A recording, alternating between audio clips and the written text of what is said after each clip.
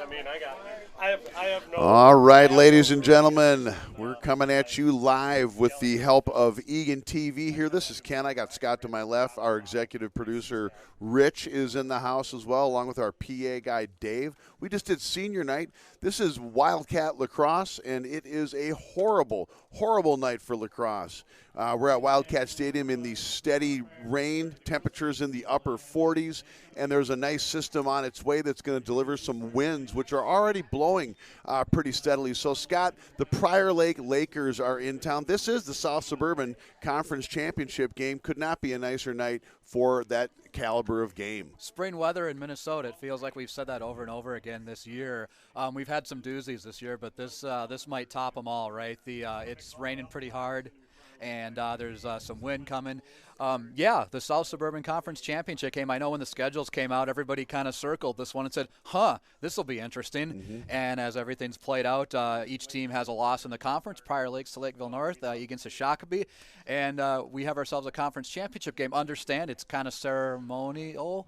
It's for a banner. It doesn't really have any implications on that directly on playoffs, but nonetheless, Eagan would like to repeat as conference champion, and Prior Lake would like to hand another one. Yeah, clearly. And, I think when you talk about earlier in the season, people kind of zeroing in on this game, definitely two different roads that these two teams have taken to get here. The Wildcats have really not set out and demonstrated what they think is their lacrosse personality.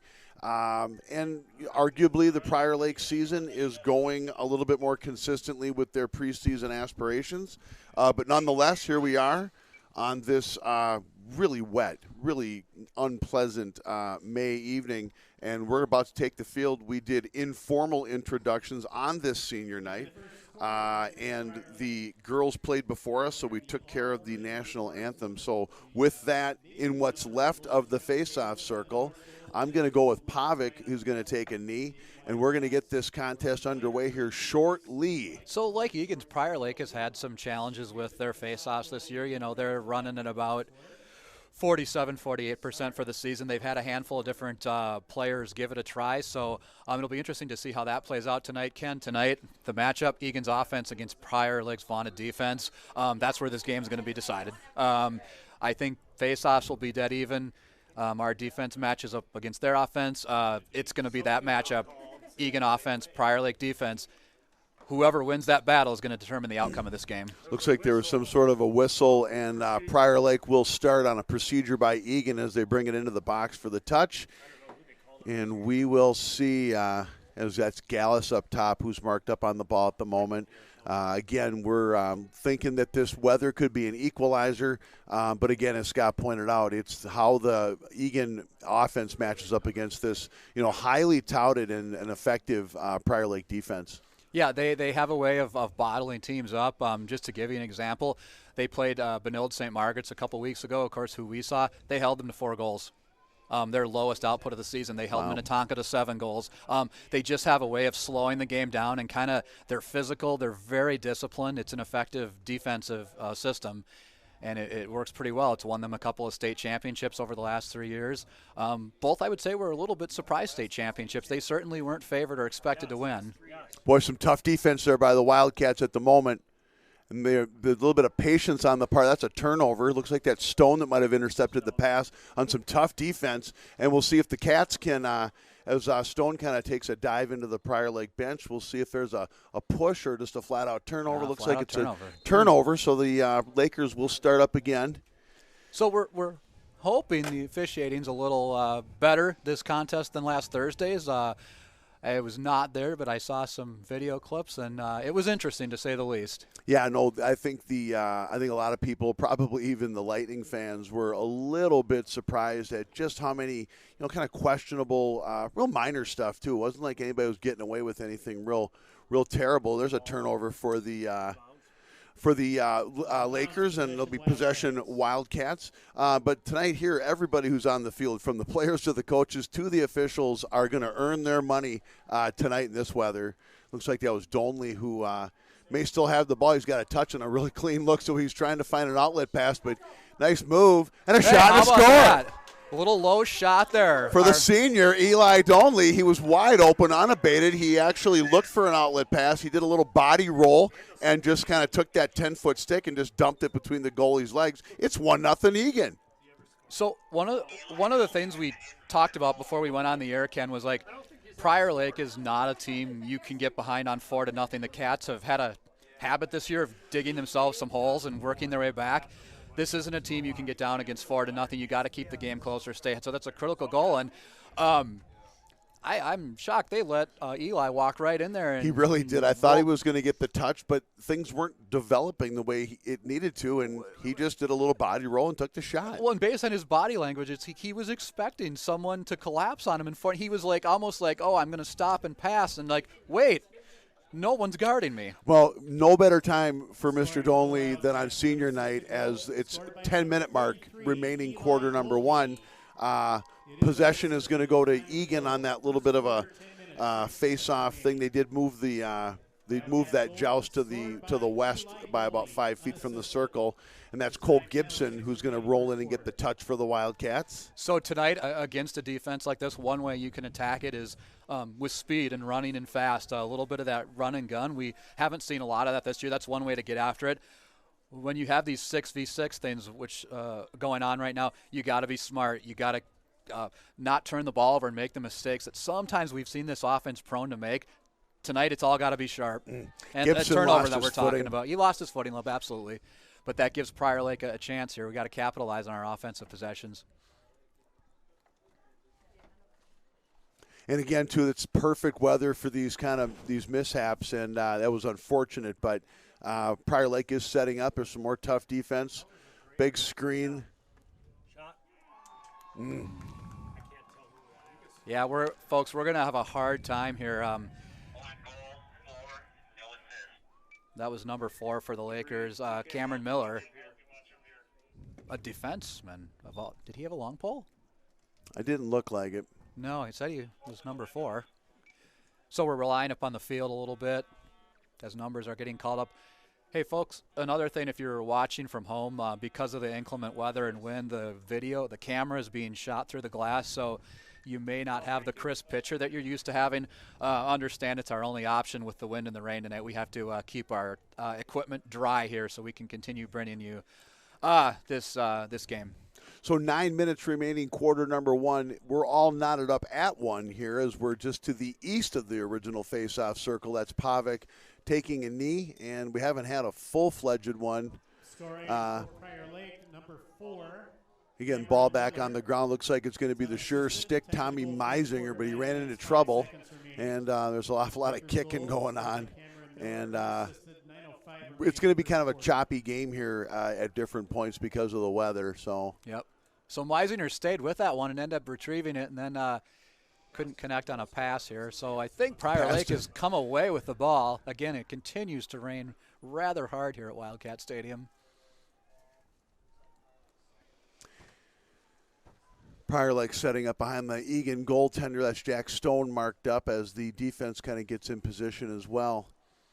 It's coming down well because the sheets of rain are really kind of obstructing even just the vision of the naked eye. I can imagine what it's doing to the camera.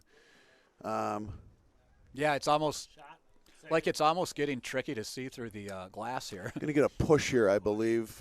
Lakers will maintain possession, and the wind looks like it's picking up, and we knew that was coming. We'll keep you updated on the umbrella count, the ones that are turned inside out in particular, as the ball gets back up top for the Lakers, and they're looking for a big shot.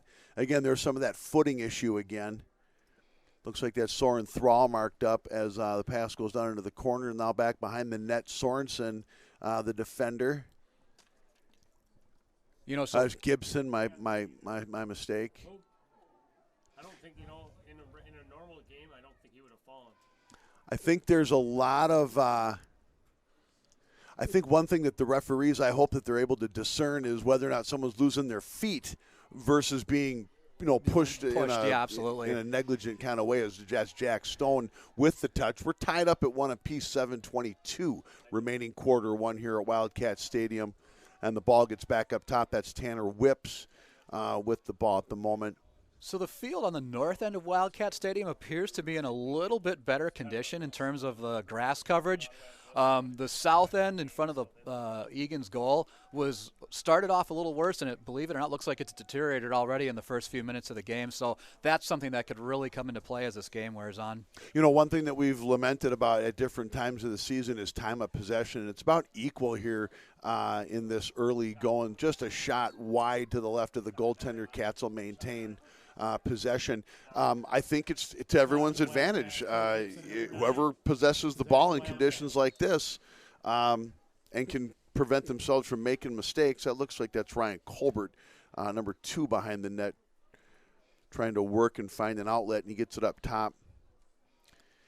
Well, we've talked, we've made cracks about the sunlight at Wildcat Stadium and all that. Now when you look up, there's rain coming into your eyes. Equally as difficult. Again, it's hard to hang on the ball. It's going to be slippery tonight, and we got a little bit of a fast break thing going on here. Yeah, Stone lost the ball just at the top of the box, and it was a Prior Lake player that ran, took the midline, and found an outlet pass. Things were starting to unravel pretty quickly. We will see as the Lakers go ahead 2-1 here with 6:18 remaining in quarter one. That was O'Reilly Baczynski, the senior attackman. He's the leading point scorer for the Lakers this year. He comes into the game with 32 goals and 6 assists. I think that's Pavic in the circle again. What's left of it? 2-1 Lakers. So we talked a little bit about both teams kind of coming in with similar face-off woes, and it'll be interesting to see how that plays out tonight for Eagan. How do we manage a game in which we're maybe winning 45% of the face-offs? Brian Kahlberg. Time of the goal, first quarter, 6 minutes, 18 seconds remaining. Yeah, I just wonder if that ball's flying through the air, if it's difficult to see or you get some water in your eyes. Yeah, I think there's any number of problems that could happen. Looks like the Cats are falling back quickly on defense.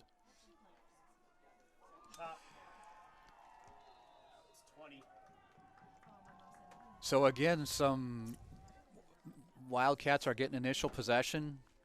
Turnovers via either unforced or forced, and Prior Lake's capitalizing early, and we're at 5:44 left in the quarter. We talked, Ken, about Eagan can't get down by 3 or 4 goals in this game. If they do, we talk about lacrosse deficits and you can overcome through. Not against this team. A 4-goal lead with this team it's probably pretty much over. Well, in addition to the fact they can shift gears and play catch relatively effectively, but also too, it's tough to mount an urgent comeback when the conditions weather-wise just don't allow you to execute real cleanly. No, yeah, it'll be harder to run. It'll be harder to be sharp.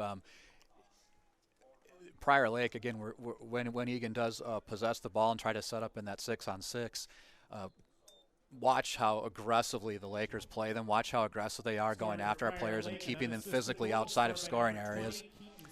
Great face-off opportunity chance for the Wildcats, but they could not kind of get it in the stick there. So kind of a lengthy little process before the Lakers took over.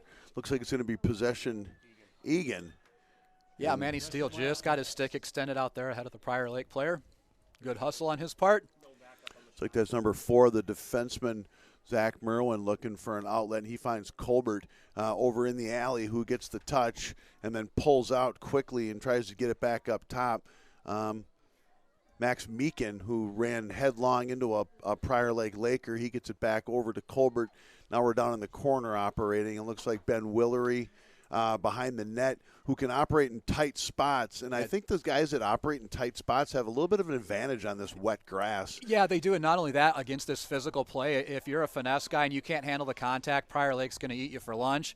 If you can handle that physicality. So here we go again. Again, it was a forced turnover, but it's a turnover and it leads to a rush. Big save by Steele as he dumps it out. See if we can bring it back the other way here and kind of give him a little taste of their own medicine. Well, it was a little bit of a transition game here and an opportunity. Meekin with a shot and a score. Yeah, he just kind of there. fought his way well into the box, and again, nice bounce shot goes into the back of the net. That's Max Meekin, the junior, and making it a 1-goal game, 3-2 Lakers with 4 1/4 remaining in the first quarter. So he muscled his way around the player. The Prior Lake defender was trying to get a little physical, and Max was able to get around him and get a nice low shot off, and that seems to be a recipe for success tonight for both teams, right? We've seen a number of low shots, and that ground is in interesting shape, to say the least. And when you talk about defensive play in conditions like this, the transition game might be your best weapon against a defense. Make them make moves quickly. Coming out of a setup, they have a little bit more of an opportunity as the Lakers are going to take possession here just outside the box. Cats are marked up. We're just around the 4-minute mark remaining quarter one in this rainy one-game contest, 3-2 Lakers. But getting the ball down the field quickly and trying to make them make defensive adjustments on the fly could be favorable. Yeah, I think it does. I think it when you're running, it opens up that area in front of the net, and it doesn't allow them time to use those bodies and block you out of those scoring areas. It puts them kind of backpedaling a little bit and opens up the field for you. And that might be one recipe for success tonight.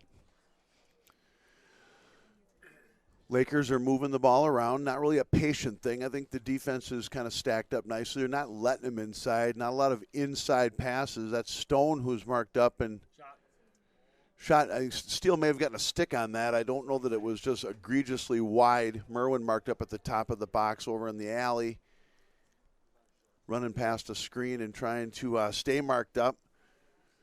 Again, the defense and the defense in general out of all the athletes for our beloved Wildcats has looked pretty solid so far, and these are tough conditions for both defenses to react to. Oh, they absolutely are, and especially as the footing deteriorates down there. Big save by Steele. Ball still loose. Looks like it's going to be there's a whistle. It probably is going to be I would have thought Laker maybe that ball. was going to go to Eagan, since there was no Lakers behind the net, but No, it was a call. There was a call somewhere. oh, there. Okay, our executive assistant producer To the traveling producers. secretary, Mr. Rich, informing us that there was a whistle intentionally by the official, and so the fact that there was no one for the possession call, irrelevant. Cats down by 1, 2:36 remaining, ball on the ground. I think that's Stone marked up. Someone's going to step up. Gallus trying to defend the pass. Shot. So the Lakers offensively, they're kind of being patient, kind of waiting for an opportunity to make a quick move at the net. That's kind of what you saw a little bit there. The player was able to spin off the Wildcat defender and get a quick shot. 2:23 remaining, quarter number 1, 4-2 Lakers here in this just a horrible May evening here at Wildcat Stadium. The rain is steady. The wind is still blowing pretty steady, and I don't think this is even the most wind we'll see tonight. Aside from the scoreboard, safe to say that things are pretty even on both sides. I think the Lakers have had the advantage in the face-off circle. Not straightaway wins, but they have come out of there with possession. Time of possession probably not too far off. And about the equal number of weather-related mishaps, although that was a nice clean exchange as the Lakers are bringing it up the field.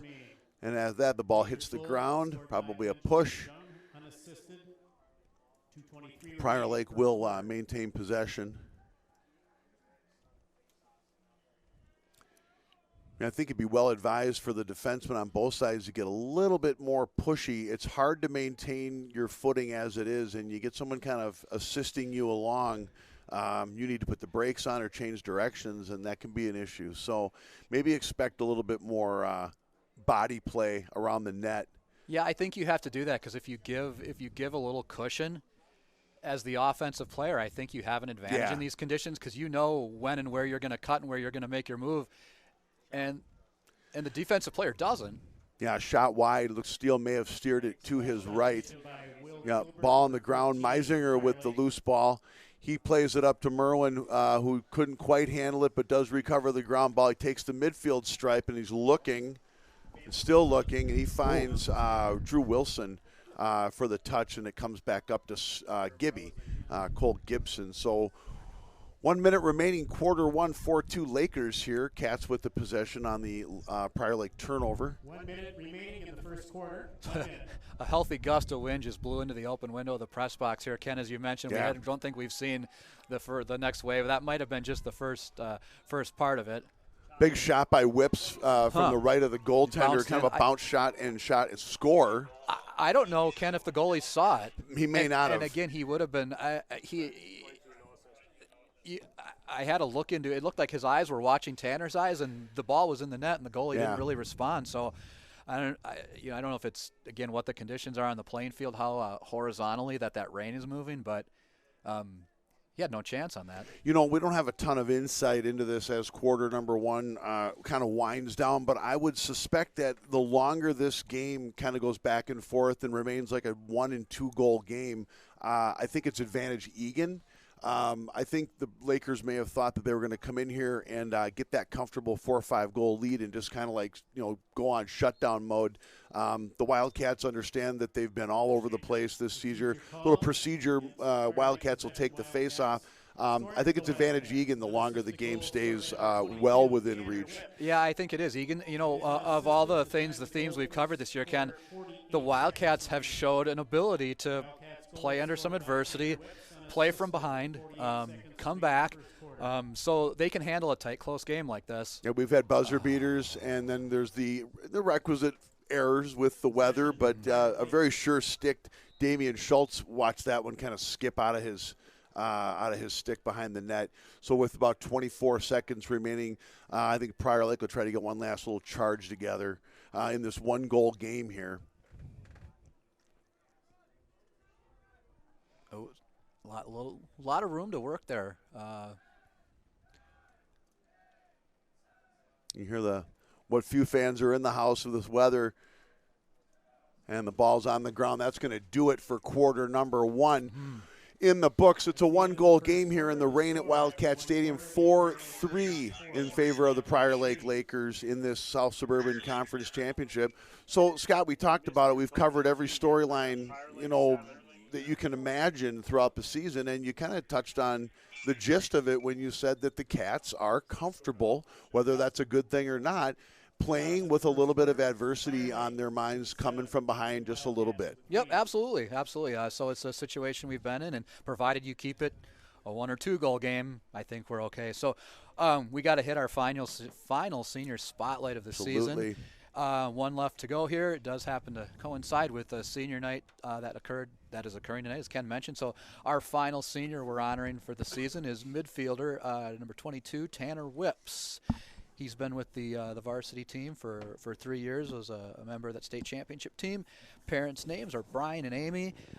He plans next year to go to the Milwaukee School of Engineering. He's going to play lacrosse there. It's a Division III institution.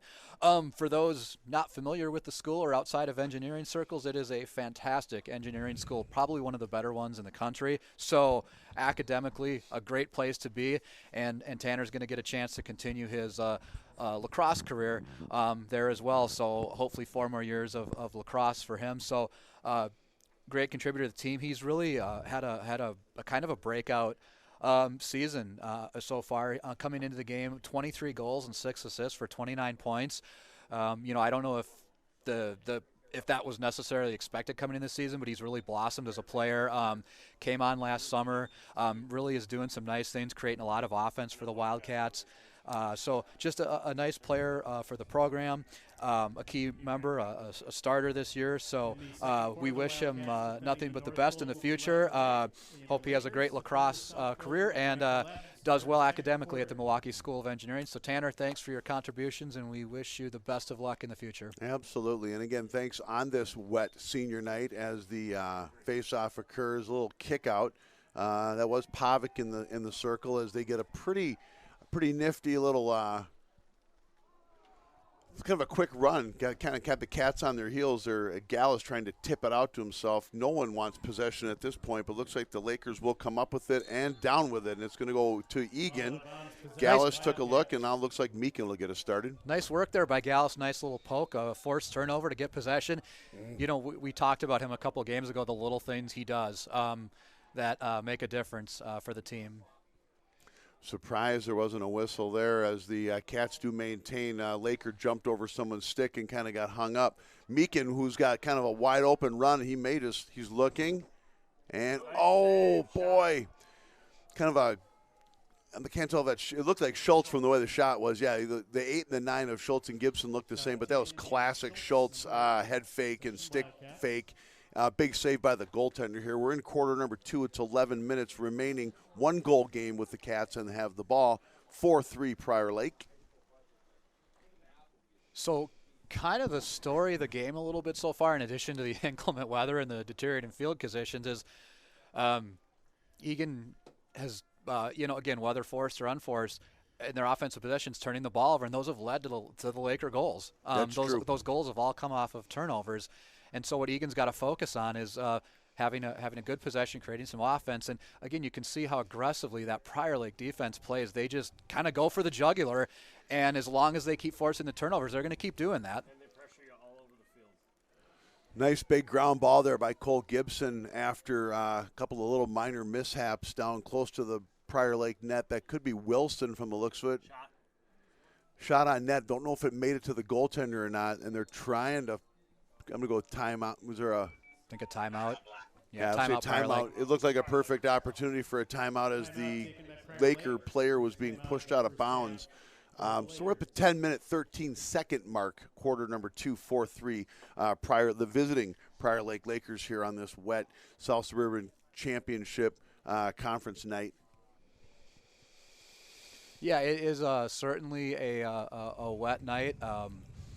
Things are slippery. Players are going to slip. Balls are going to be hard to catch. It's going to be one of those games. Again, we a couple times through the year we've talked about being mentally strong. The team that mentally strong is going to win. Tonight's one of those nights. We did a game early in the season at Wildcat Stadium where it was windy and cold and wet. You got to be strong mentally to kind of get through the game because the field's wet for everybody. The field's muddy for everybody. It's raining. It's windy. It's just foul. Yeah, and again, those errors, whether they're forced or unforced, they've led to the Prior Lake goals. But down here, a fairly sustained possession, and then kind of out of the blue, the ball just doesn't stay as readily in your stick as you're in traffic or you're being stick checked. So there clearly has been the weather has been additionally disruptive to our possession game, both on the offense and the defense. So. Looks like we're coming out of that timeout here. As we mentioned, 10:13 remaining in quarter number 2. The visiting Prior Lake Lakers with a 1-goal advantage and the ball, as they called their timeout as their goaltender, I believe it was being forced physically out of bounds. And we'll get this play will resume here. So again, for our viewers at home, we've heard from a couple folks that the view is not good. Understand we have to have our cameras inside tonight. The windows have to be closed. We normally have them open or the cameras outside. We have to keep our equipment dry. We'll try at some point to get the windows squeegeed or wiped off, but it's going to be a little bit of a rough go. We're dealing with a pretty strong easterly wind that's blowing water at us, so we'll do the best we can. But we'll do our best to describe what's going on here, even if you can't see it perfectly. Colby Sorensen kind of being a little bit of an annoyance. He lost his footing there after putting up some really, really tough defense. Lost his footing and gave the Laker an opportunity to get the shot off, kind of a mini bounce shot. Did get through and finds its way into the back of the net for a 2-goal advantage here with 9:30 remaining, quarter number 1.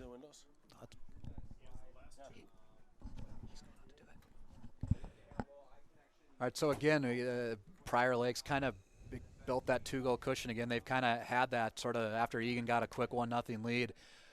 Prior Lake's been able to maintain. All right, so our ETV crew is going to try and clear off the window a little bit here to see if we can improve the picture. In lieu of having a squeegee, I don't know how effective it's going to be, but we'll do our best here. unassisted. Time of the goal, second quarter, 9 minutes, 30 seconds remaining. Play has resumed. Looks like the Wildcats got the touch.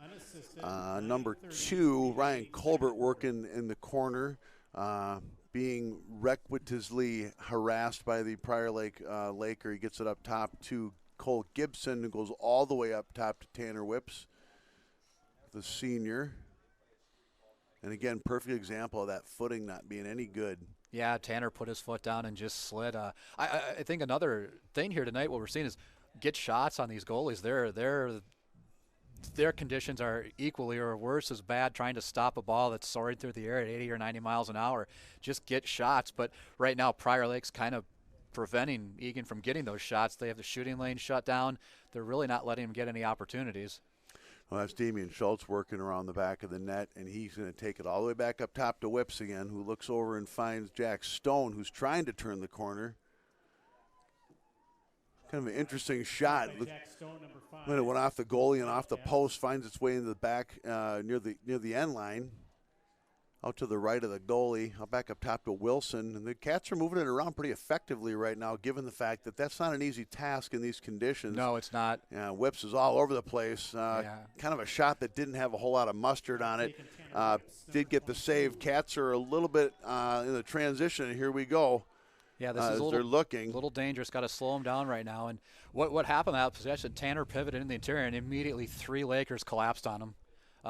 They aren't going to give you a lot of real estate to work with inside that peripheral 10-by-10 box in front of the net, right?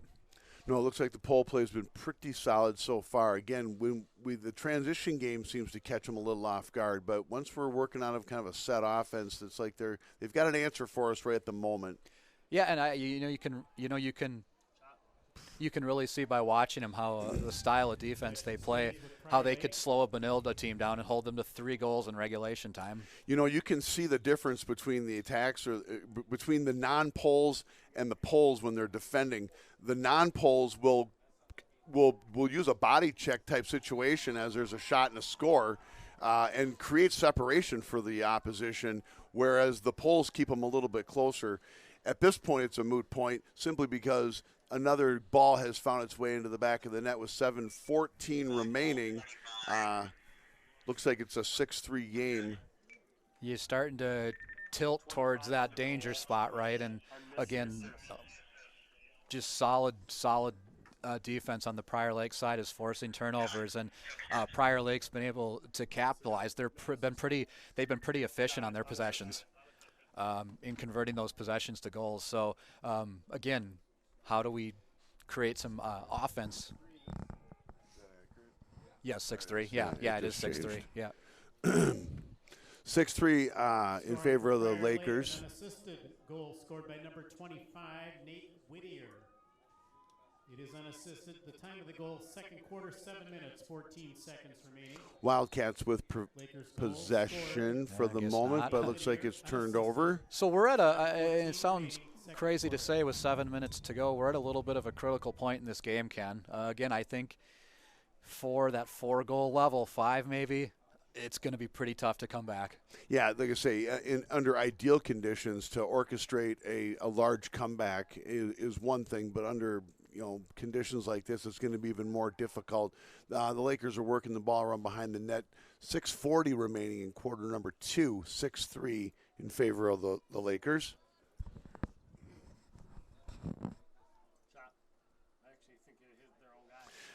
Shot by the Lakers that did not make it to the net. The goalie the referee is waving off any confusion over whether or not the ball made it into the net.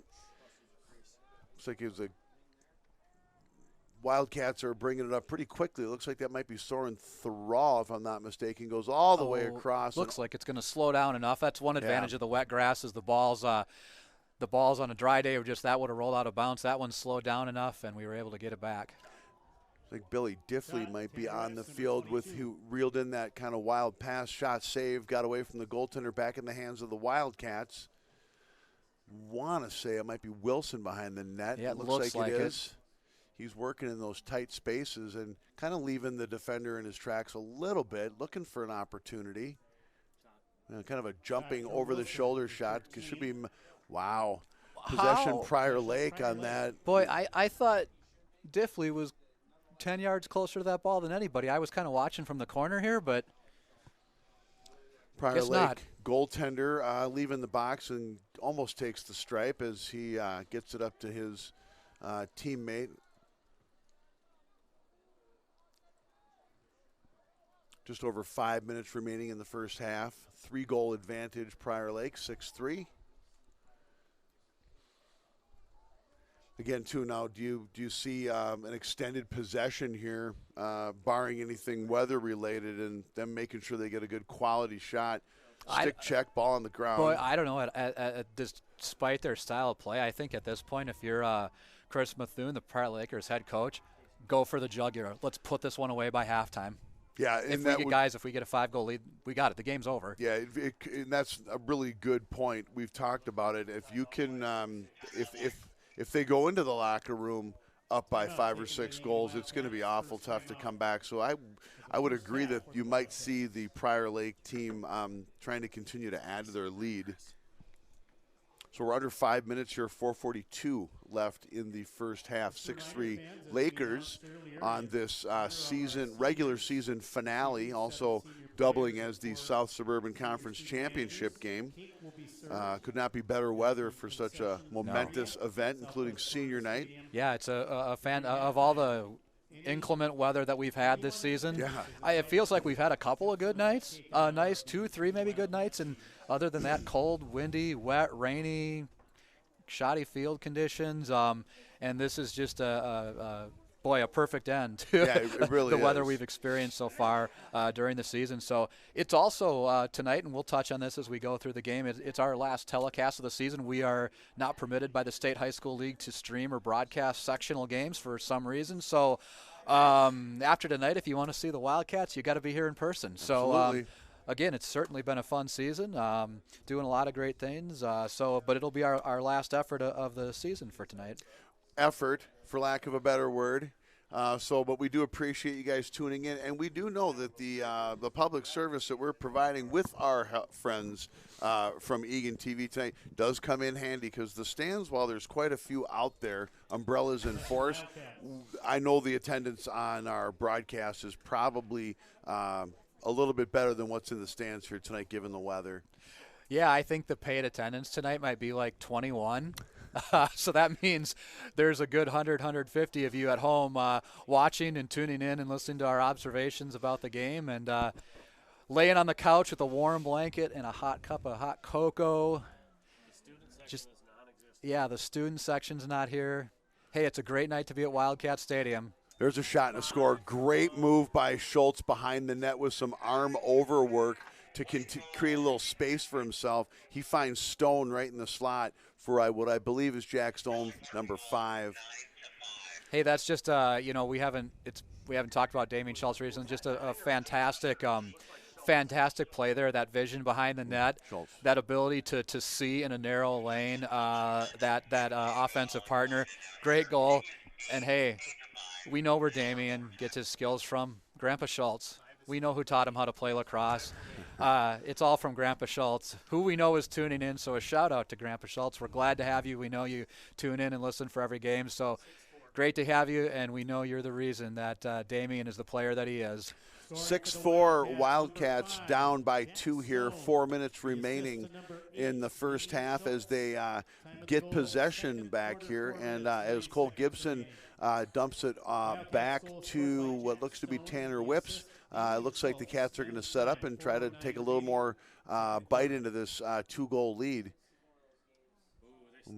Yeah, kind of a tricky little pass, given the fact that it had to kind of go diagonally through the slot, all sorts of traffic. The Laker goalie is going to take it out of his own box, and now he's going to get some pressure from Schultz.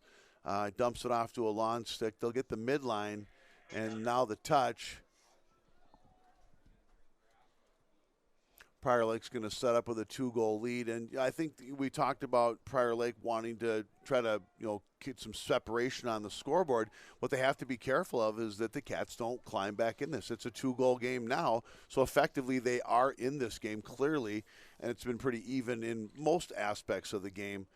So while they try to create some separation on the scoreboard, they have to be careful that they don't look up and see a tie game. Right, and you know what? That last offensive possession by the Wildcats was certainly their best of the night, and they executed really well. And Schultz, kind of found a Jack Stone in that seam, and the seams are going to be narrow. They're going to be hard to find. You got to get those passes in there and make it quick. So.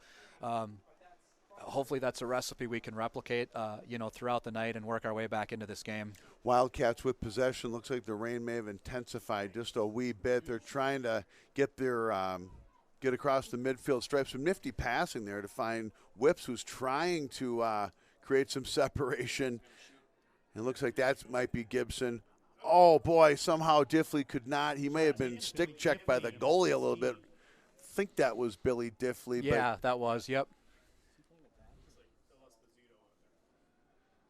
Right on the doorstep, and the goaltender may have done himself a favor and just got his stick out to kind of slow that perfect pass down. Cats maintain behind the net.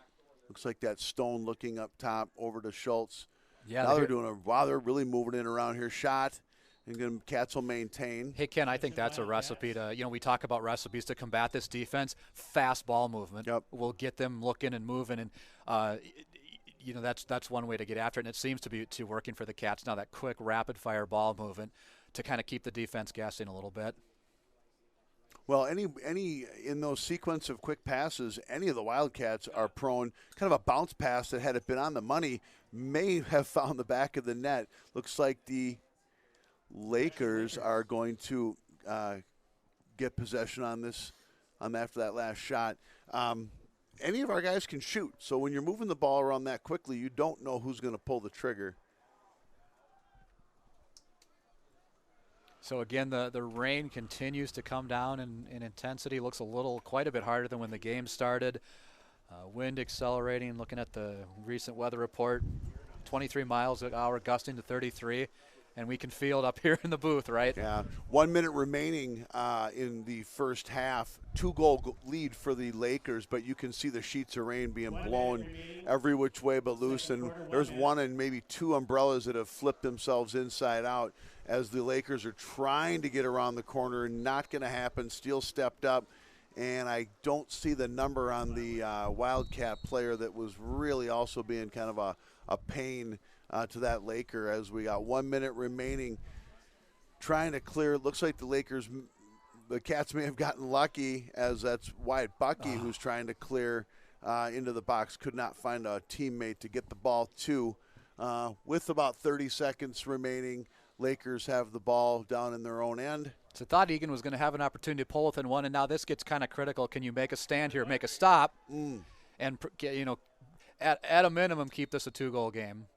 Not let Prior Lake get a third goal or a seventh goal to make it a 3-goal game at halftime. So Prior Lake calls a timeout wisely with about, 18 seconds to go? 18 seconds remaining. Folks, we're having a hard time seeing out the windows ourselves here with this hard rainfall and the wind. Perfect. The assistant executive producer pointed out that I'm standing next to the scoring mechanism that also has the time displayed. So I thought I had a good excuse for not knowing what the time was, but now I don't. And in fact, it even tells us the score on there, I thought he was directing you. Maybe that thing was emitting some heat or something. We're all huddled around the control box. It's going to generate like a short-term forecast to show the wind speed in like 3 minutes or...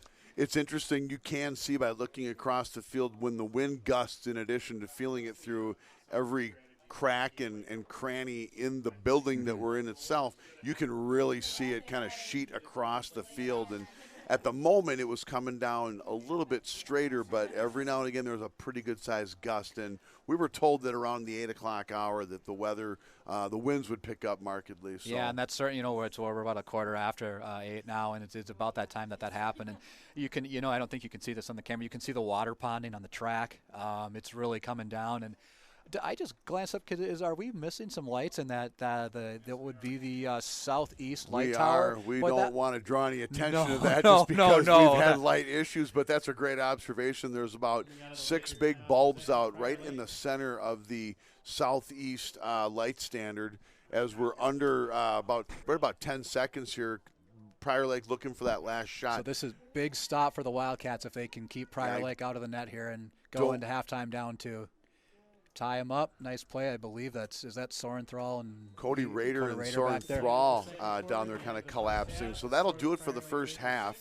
6-4 in favor of the Prior Lake Lakers here on this really rainy Tuesday night here in Eagan. I don't know that this is exactly where the Wildcats wanted to be right now. They'd rather be up, of course. Right. I think the Lakers may go to the locker room saying, we can do better. And so that said, I think the Cats say, hey, we live to fight in the second half. Let's go get them. Yeah, we have models for this, right? In previous games this year, we went into the locker room down to Lakeville South. We went in down to Rosemount. We went in down to, who am I missing? I think there's a couple others too. Yeah, that's been our MO this year. The comeback's a little harder. I think the team that stays mentally strong might pull out of this again. These are adverse conditions, and these are incredibly difficult conditions to do the things you need to do in lacrosse: catch balls, shoot balls, pass balls. And in the first half, we go back to that what we talked about at the start of the telecast: Eagan's offense, Prior Lake's defense. Prior Lake's defense ahead right now, forcing some turnovers that are leading to some goals. We saw some nicer possessions toward the end of the second quarter. If Eagan can that up and bring that out in the second half, I think they can pull back into this game and get ahead. Yep. Well, again, too, we're coming at you live with some help from our good friends from Eagan TV. We're going to shut her down for the next 9 or so minutes. It's 6-4 Prior Lake over our beloved Wildcats on this Tuesday night. We'll be right back very shortly.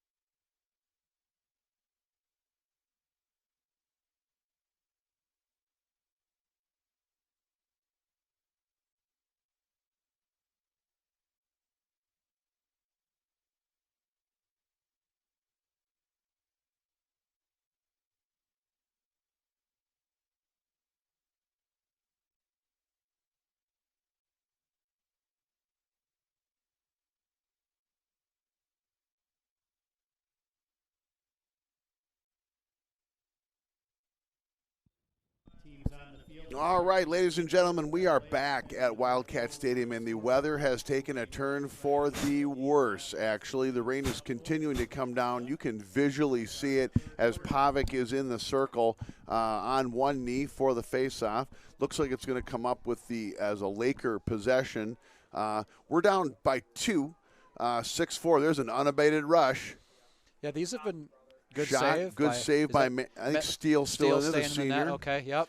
He's staying in the net. We always talk about that from game to game. Our Wallach and Steele splitting. Does one get the whole game, the other not? So nice big save there by Manny.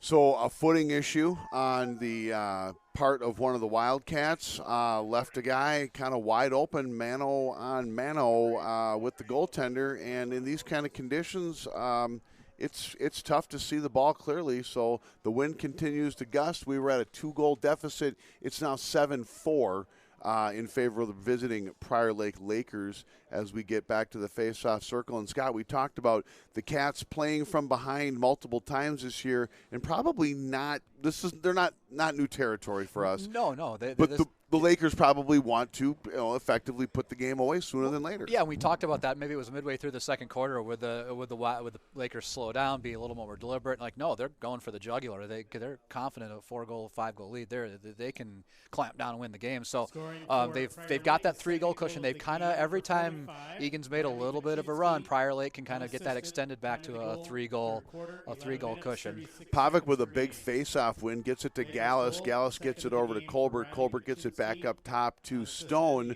who hands it off to the senior Tanner Whips, and over to Wilson as he's doing some fancy footwork trying to create a lane.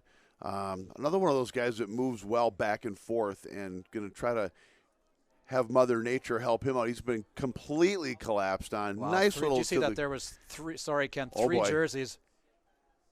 Yeah, that was a big one there. So you saw the nice effort as 3 defenders collapsed on Wilson. He shovels the ball on the ground. I'm not sure where the assist came from. We'll get that information in a minute. Looks like 9-5. So that'd that's be Gibson from Stone. Gibson to Stone. Gibson to Stone. So Gibson to Stone from a heck of an effort from Wilson down in the corner as he was effectively going to get a diploma from the Prior Lake High School given what was going on down there. It was like a commencement exercise. We're back on another untarnished place in the face-off circle. Pavic's going to try to get us another win here, which effectively kind of led to that last goal. Scoring for the Wildcats, number 5. Prior Lake winning the face-off and are setting up. It looks like Gallus marked up on top. Donley marked up over in the corner. 10 minutes, 56 seconds remaining. And we're going to have a slide here any second. There we go. Looks like Donley was able to fight him off and prevent anyone from having to abandon their post. So, again, Egan's got the lead down to 2. Need to stand here and convert on a turnover. On that last, what really set up that last goal, Wilson made a move into the left side. 3 Lakers collapsed around him. He was able to maintain possession and get the ball reversed back around the field and setting up that scoring opportunity. If 3 guys are on one, somebody's open. Prior Lake trying to work the ball around. They don't look too concerned about taking a shot that isn't of high quality. Jack Stone marked up as the Laker kind of lost his footing momentarily. Did create some separation, though. You know, they just, we talk about some of the styles that teams play, and they sort of just wait for the right time, and they're a smart team. They have smart players. They're well coached, knowing when to take those shots, and they wait for the perfect opportunity and strike. And, again, that lead goes back to 3 goals.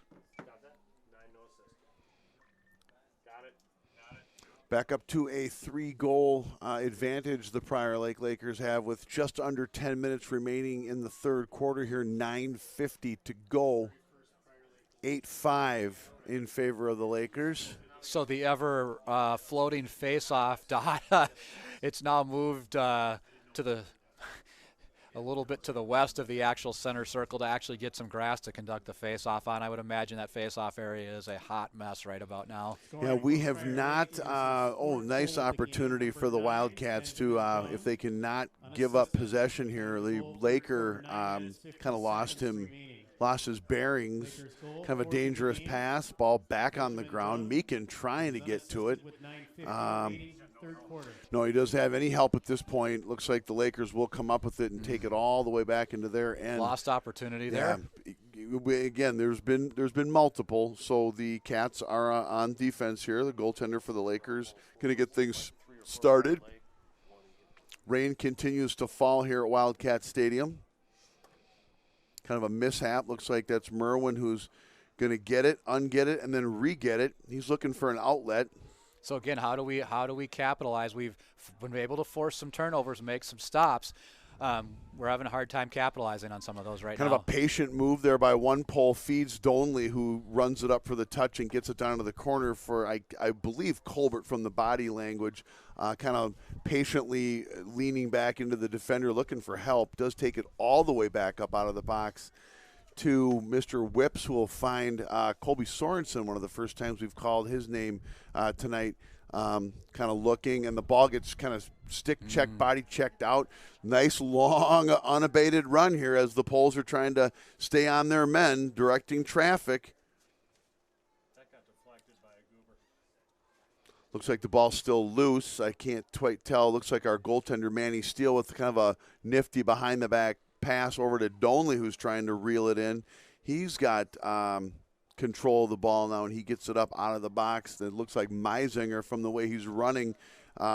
We don't have a lot of good vision, but we can tell based on the body language kind of who we're dealing with here. Kind of dumped into no man's land. Meisinger gets his own pass. Ball down near the crease. Looks like the Cats are going to wind up maintaining. That's Schultz, I believe, behind the net.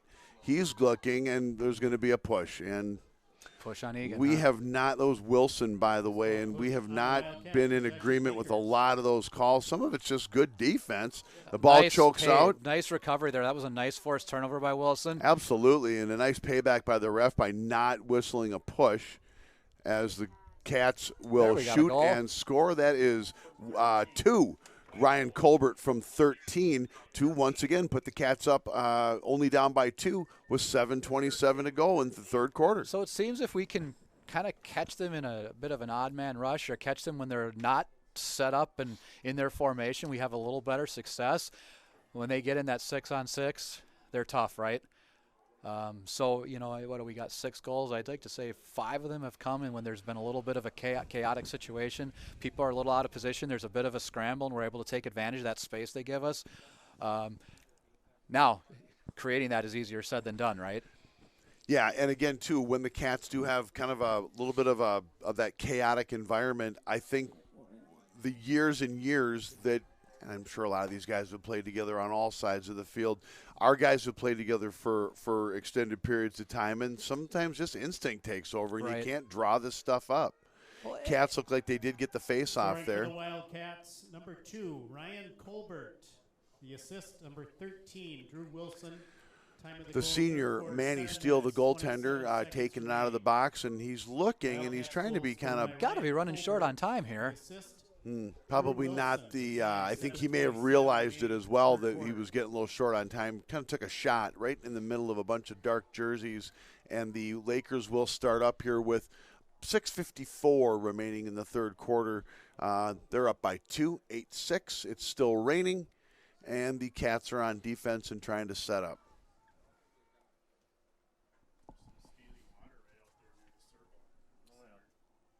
That's got to be a mess out there. Yeah, the field is, the footing hasn't gotten any worse, but maybe the players, with the cold and the tighter muscles, maybe they just haven't been pushing their bodies.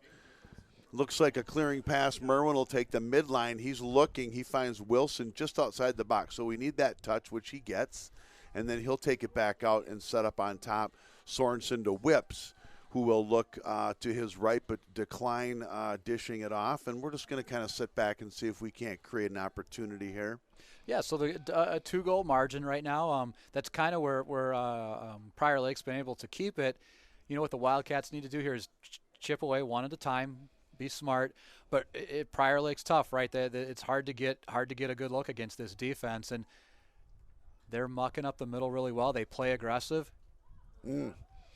Boy, tough shot. He had a guy right on him as Whip sends one high over the net. They do maintain possession.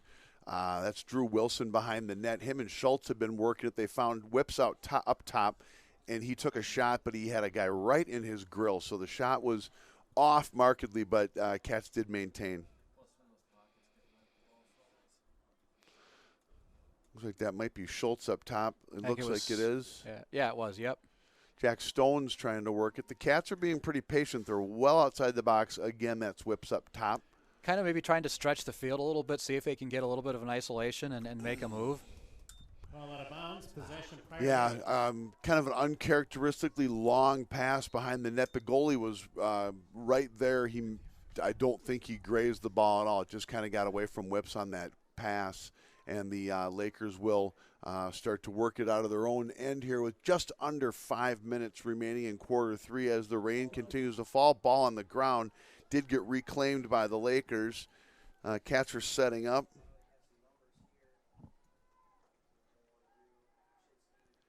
So, again, the Lakers will, they very patient, waiting for that right opportunity. If you're watching, you know what they've done now through 2.5 quarters. I don't know if I can say they've taken a bad shot tonight. Every shot's been of high quality, was a great scoring chance, and they've been able to convert on most of them. Case in point. Yeah, the Laker player did sidestep someone, and then just a second late, a slide came in with a nice physical body check, but the shot was gone. Fortunately, no flag after the fact. Cats are down once again by 3, 9-6. Here at Wildcat Stadium in the rain, 4:26 remaining quarter three. So this is Prior Lake is a team, you know, they peak at the right time of the year. When you win 2 state championships in 3 years, it seems like kind of a preposterous and obvious statement, but they know how to play within their system. And you may look down their roster and like, well, gosh, these guys are they're okay, they're decent, maybe a little above average. Every player knows how to play within this system and execute, and they know their job, and they're unselfish. Pavic with the face-off win. And the Cats have kind of extinguished a few opportunities, and let's see if they can't put one together here and get back within 2 as the Cats get the touch. That's Jack Stone. And again, too, these are everything from your simple passes to just some not even all that fancy of footwork. Everything is a tall order on a night like tonight.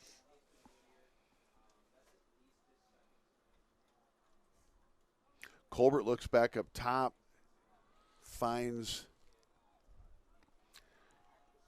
I would go with Schultz or Gibson. I think it's Gibson, I believe.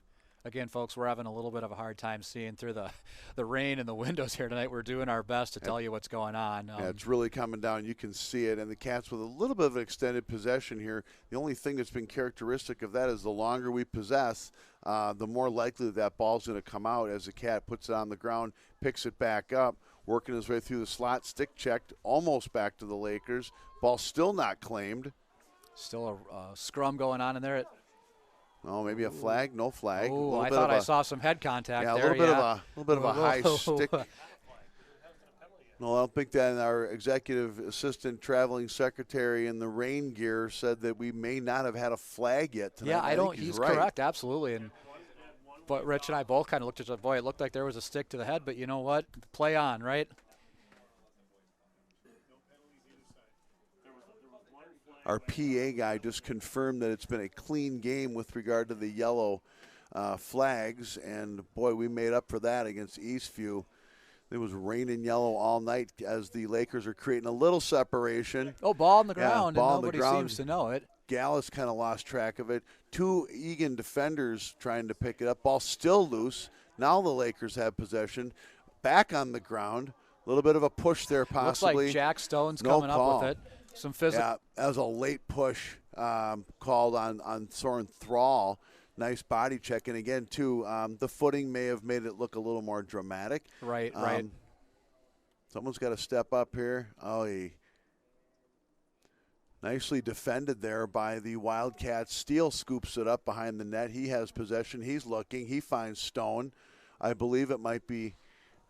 Little transition game here. Maybe we can take advantage of this. Get a little bit of a. Oh, Drew looked like he slipped, lost his footing a little bit, regains it.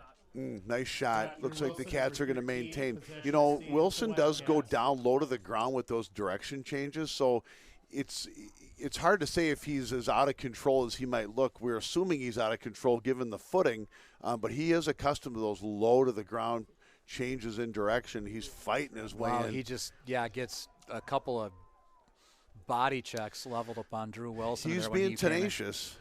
Yeah, you know, you can see, and it's whether it's any number of Wildcat players, the Lakers collapse on them, and they're not afraid to get aggressive and get physical and try. What they're really saying is, I dare you to beat me. I dare you to beat us. See that situation where the Lakers come into the box relatively uncontested, and the Poles have to start making decisions. Looks like a timeout.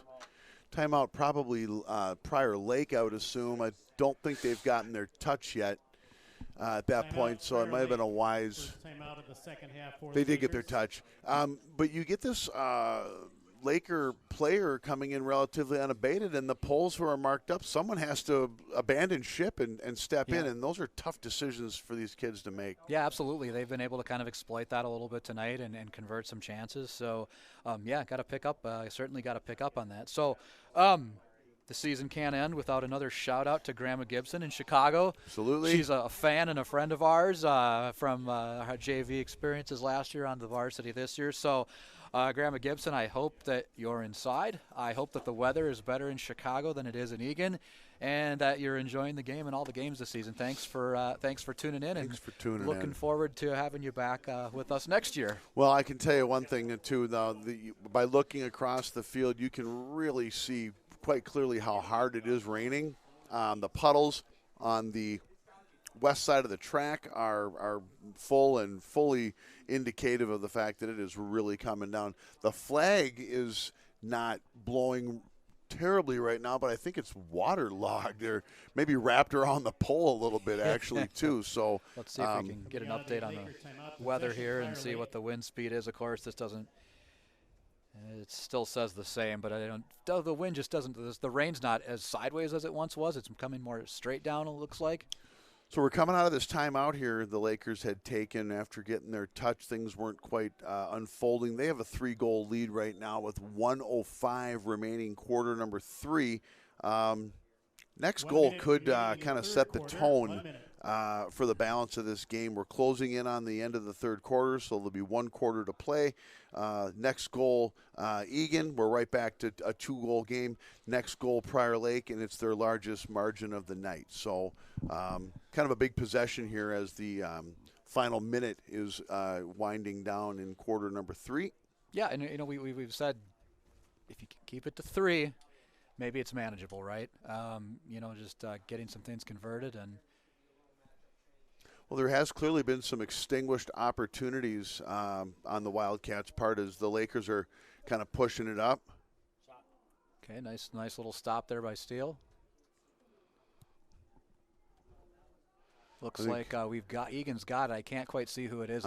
It looks like Donnelly over to Thrall. Thrall looking. He's got a few people. Looks like we're going to the center of the field. Don't know if we can get a shot off here. Probably not.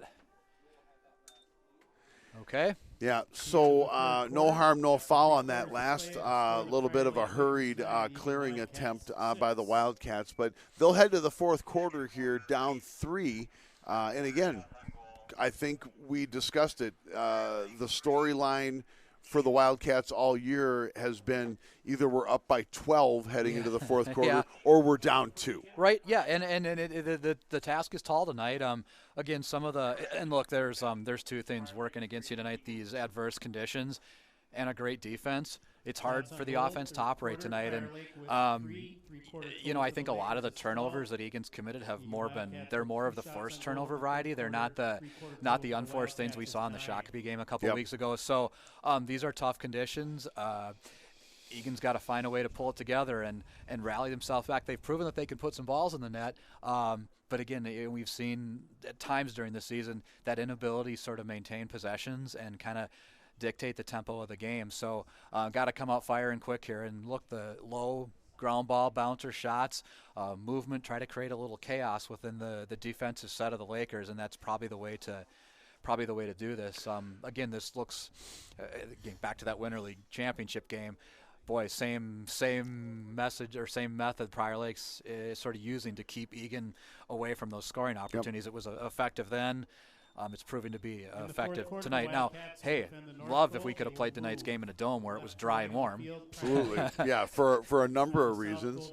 And again, too, I think the Wildcats know in the back of their mind that it has been kind of back and forth. So if they can get one, the Lakers know that if they answer, we're kind of right back to square one here. So with 12 minutes remaining in this South Suburban Conference Championship game here at Wildcat Stadium, Lakers lead 9-6. And we are getting ready in the circle. I'm assuming it's Pavic is back to the broadcast booth. And it looks like it's in a lengthier little bit of a scrum, but the Lakers will come up with it.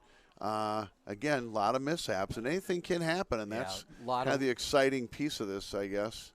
A lot of loose balls, a lot of ground balls tonight. You know what? They're hard to pick up, too, in this kind of a wet, muddy field. Everything changes a little bit in conditions like this. Looks like a big save by Wallach. Look, we had a goaltender switch just recently here. It looks like that's the junior Zach Wallach who came with a big save right on the doorstep. Boy, to come into the game cold and make a big save like that on your first shot, that's not an easy thing to do at all. And while the clock is ticking and we want to get that touch, he gets it up to Colbert, who will get the touch. He wasn't hurrying things, so he understands and appreciates the situation we're in. Colbert working it back behind the net to probably Damian Schultz. It looks like it. Back up top and all the way up top to maybe Tanner Whips. Yeah, the conditions as far as seeing the players in the field as Stone looks and goes back across the field. A little bit of a miscue. Ball still loose and down.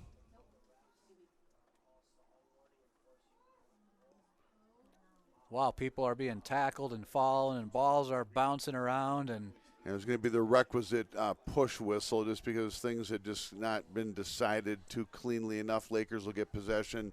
10:26 remaining quarter four, three-goal advantage, Lakers. This is that situation here again.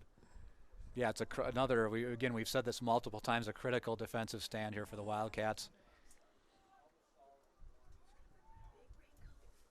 And the Lakers aren't backing down. They're sticking to their game plan, doing what they've been doing all game. It seems to have been working for them for the most part. Boy, good defense by the last quarter or so. The Poles have held up really nicely because they understand as the rain intensifies, they understand kind of the situation we're in. Next goal could be a tough one. Shot just to the left of Wallach. Lakers will maintain. Doesn't it look like another kind of band of heavier rain coming in? Yeah, it's definitely intensified a little bit, and the wind as well, which could be, come along with that band of rain because I see a couple of umbrellas that are just begging to go inside out.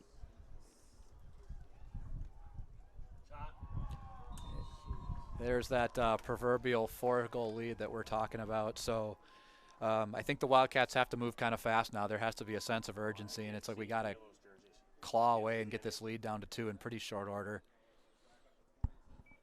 We're in the fourth quarter here with 9:32 remaining, and the Lakers have just added to their lead, making it the largest, I believe, of the night at 10-6.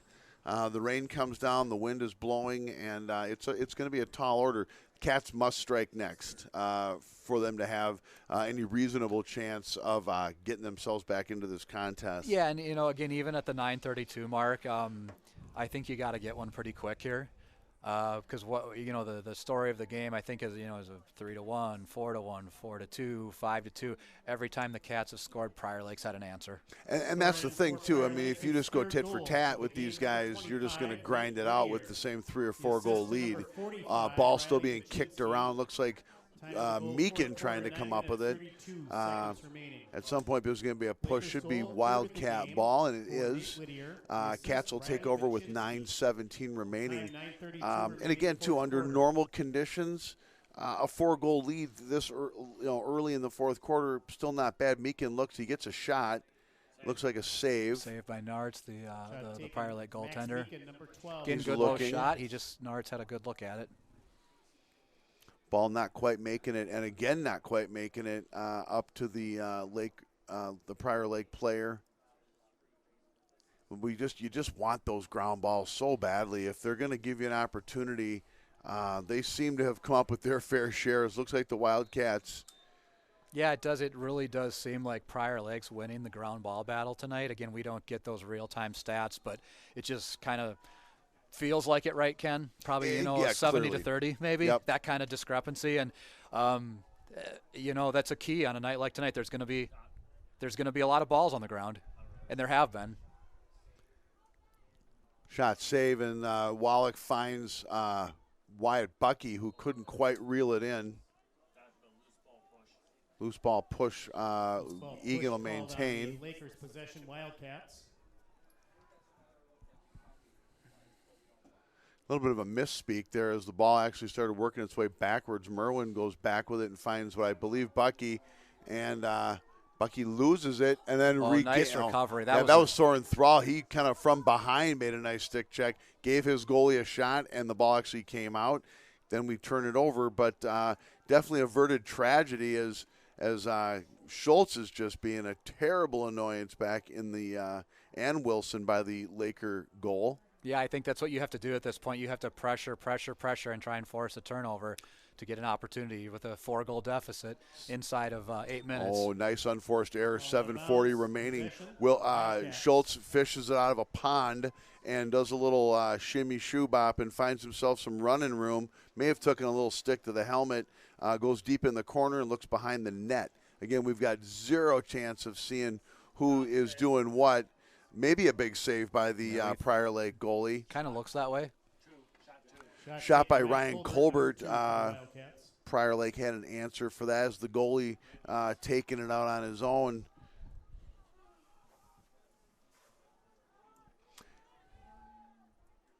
Prior Lake looking for their touch, I believe, still, and they have it.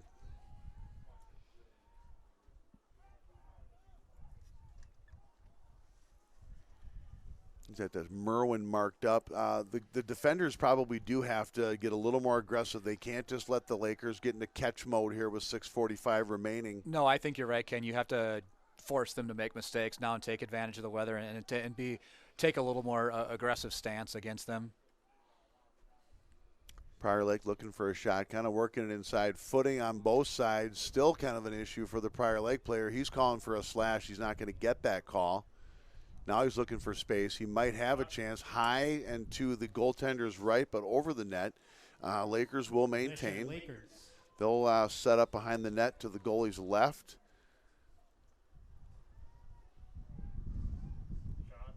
Shot did not require a save with 6:14 remaining. 10-6 Prior Lake. They will maintain possession once again.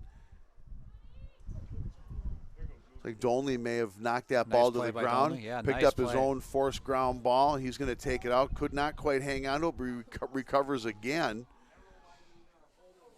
Now we've been here before. He kind of stick checked, half passed it over to Colbert. We have the touch, and again with just about 6 minutes remaining in this contest, 4-goal deficit for the Wildcats. Time to kind of set up and kind of pick and choose one here. Yeah, I think you can't. You got to get a halfway decent look, but you can't be picky at this point anymore. Nice shot. Looks like there was a save. Colbert trying to find the loose ball.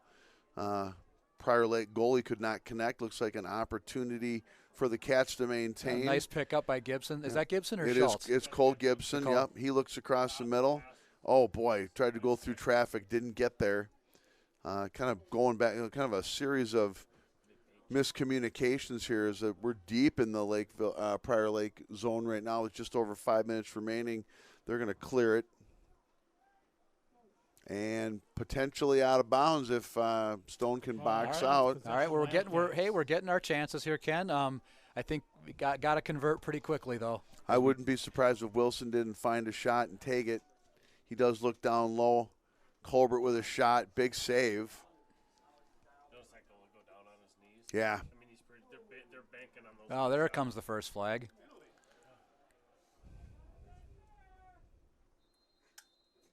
So our first flag of the night at the 4:38 remaining, quarter number 4. Looks like, is it going to go against the Wildcats? Yeah, it is. Yep. Illegal body check one there.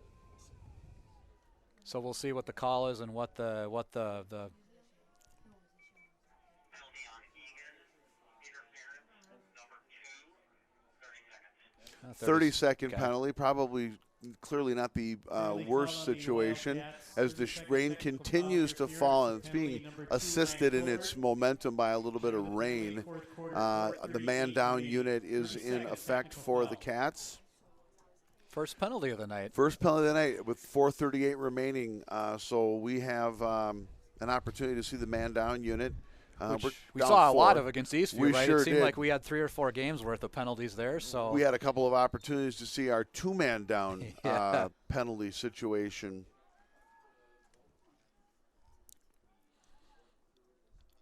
So Prior Lake in no real hurry here. I think if they get a look, they'll take it. If not, Yeah, I would agree. I There's- think, and the Cats are fine with that probably. I mean, they want to kill the penalty off. They would love to get the ball back in their stick. About 5 seconds remaining on the infraction to the Wildcat, and looks like we are. East Wildcats full strength. One of those opportunities where the Prior Lake player just kind of hit the ground on his own. Looks like that's Gallus who's going to find the loose ball, and he's looking, and in traffic finds Meisinger. And he's looking, and he'll find Billy Diffley down in the corner, it looks like. Again, we are dealing with some crazy conditions tonight for everyone. Diffley trying to make some room for himself. He goes back wisely behind the net with the ball. so again, there's not a lot of time here. I think you have to move pretty quickly to get some chances at the net. Time is not on your side if you're the No. Wildcats. We're about 3:15 maybe. Yeah, 3:15. And Prior Lake's in possession of the ball now.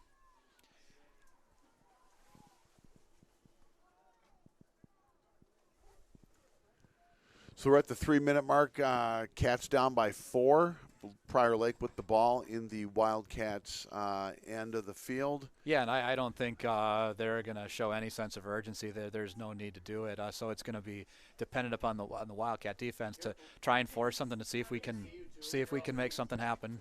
You know, we talked earlier, Scott, as the Prior Lake team is looking for an opportunity to add to their lead here, fast approaching 2 minutes remaining.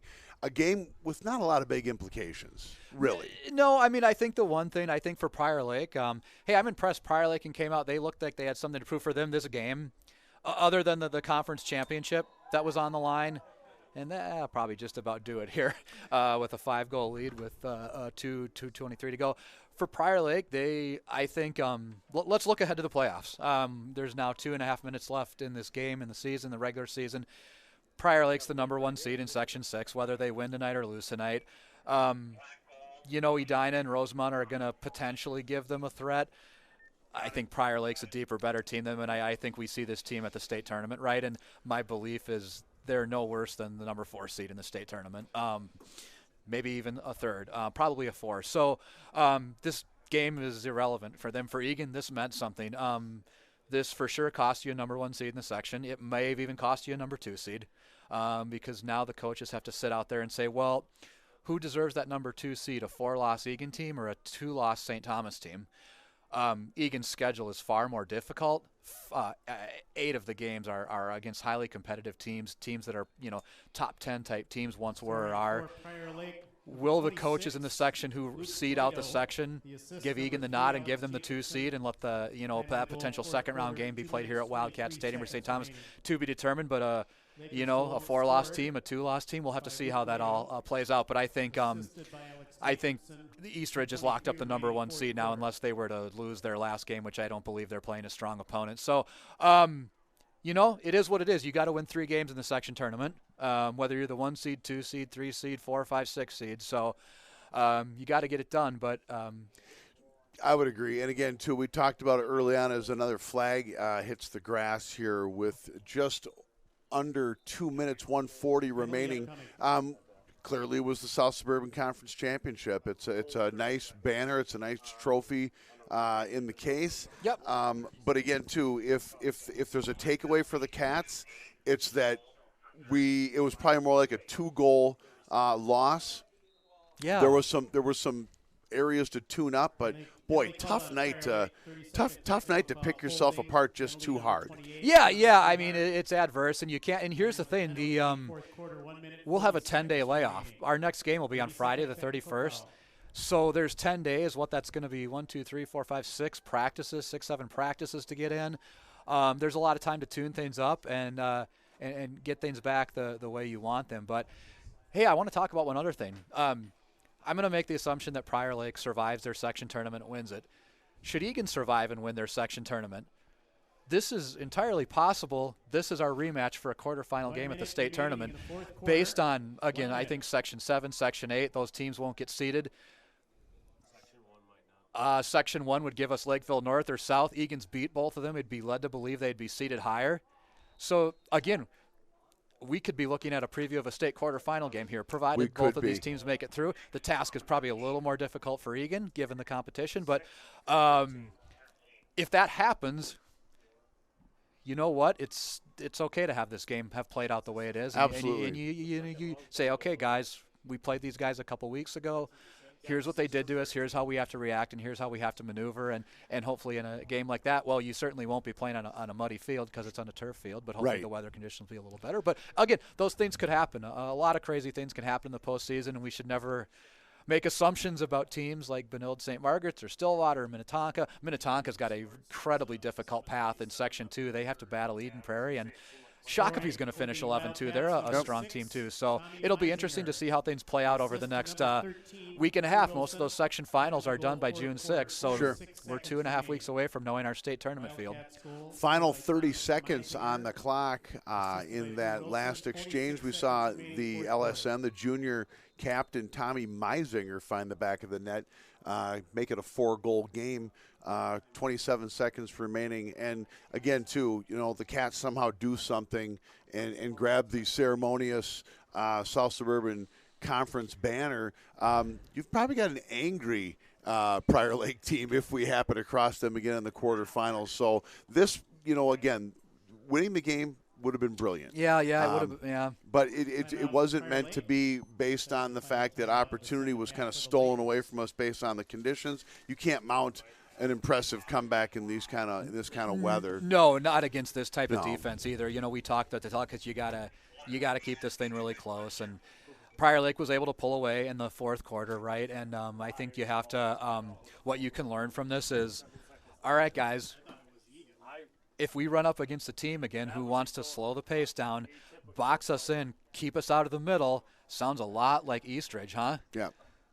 Well, we started preparing for a potential matchup with Eastridge in the sectional tournament, and that's what you got to take away from a game like this is, hey, yeah, we didn't win, but we learned some things about ourselves, and we know what we have to work on, and we know if we run into an Eastridge in the sectional tournament, which we believe we will, how can we combat them? The face-offs were, maybe 40-60 tonight. Maybe? Yeah, it was deceiving. It was deceptively closer than one would have first thought. But I'd probably say 60-40. And we were, Eastview, I understand we did pretty well. The second half of the Rosemount game, things were improving. So, again, we're not asking to win 60-65, but can we do a little better if that picks up? I thought defensively we did okay tonight given the circumstances. Offense, it was just hard to get going. And Prior Lake, great defensive team, right? They made things difficult. And then you add rain, wind, and cold, and it it's a lot to overcome. No, we enjoy working in tight spaces, and this is clearly not the type of game that you can do that. So the final seconds have ticked off on this senior night here at Wildcat Stadium.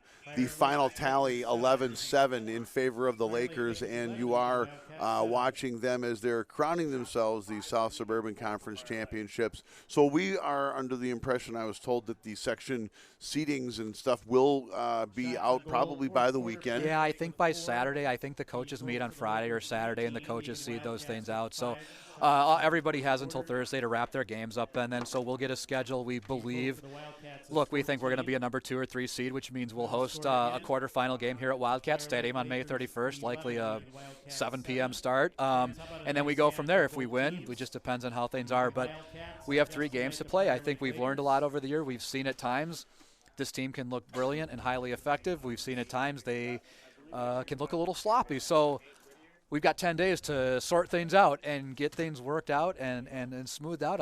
I think if this team is clicking, this team's capable of winning the section championship and potentially winning a game or 2 at the state tournament. Yeah, I think we match up well in the section. Hey, folks, thanks for tuning in all season, and try to stay in touch with the Eagan Wildcat YouTube channel. For Scott and I may do some post-game analysis on that channel during the section tournament, kind of wrap things up, give you our breakdown. In any event, we can't thank our technical crew enough, including our good friends from Eagan TV. This is Scott and Ken, and that is a wrap on the regular season Wildcats Lacrosse. We will talk to you again in some post-game capacity throughout the section tournament. So long, everybody. Please use caution as you move about the stands. The metal bleachers are very slippery when wet. Please be careful.